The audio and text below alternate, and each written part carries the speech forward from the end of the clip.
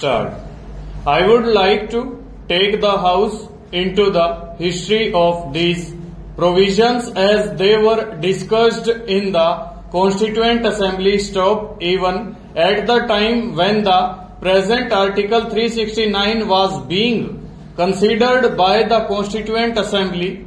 There was a body of opinion which felt that limiting the parliamentary jurisdiction in respect of commodities like food grains and other agricultural products for a period of 5 years was taking a short view of the question stop. The basis of the decision of the drafting committee could be understood from para 14 of the letter written by the chairman of the drafting committee to the president of the Constituent Assembly stanza. I am making reference to this letter of the chairman in order to point out that the recommendation of the chairman of the drafting committee to the president of the Constituent Assembly was based on a previous enactment, namely the provisions of the India Central Government and Legislature Act of 1946, which gave life in regard to the power exercised by the central legislature over those matters for a further period when the war legislation came to an end stanza.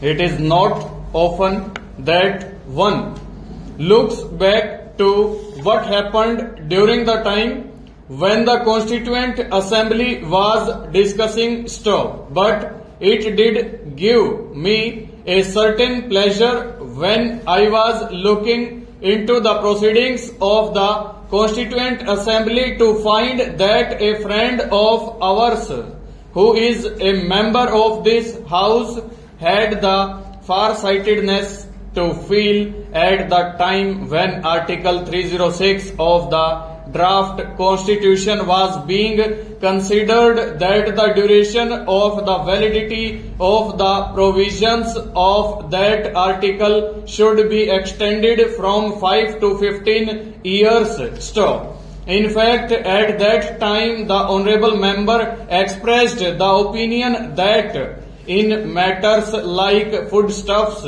minerals, etc., the power of the Government of India should be kept intact. Stop.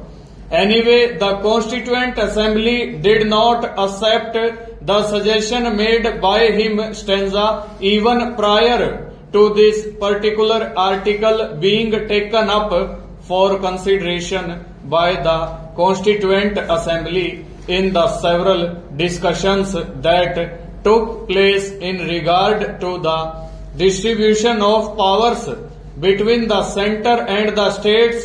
It was felt that parliamentary control should be provided over essential commodities other than those expressly covered by item 52 list 1 and item 33 of list 3 attached to the Constitution of India. Over.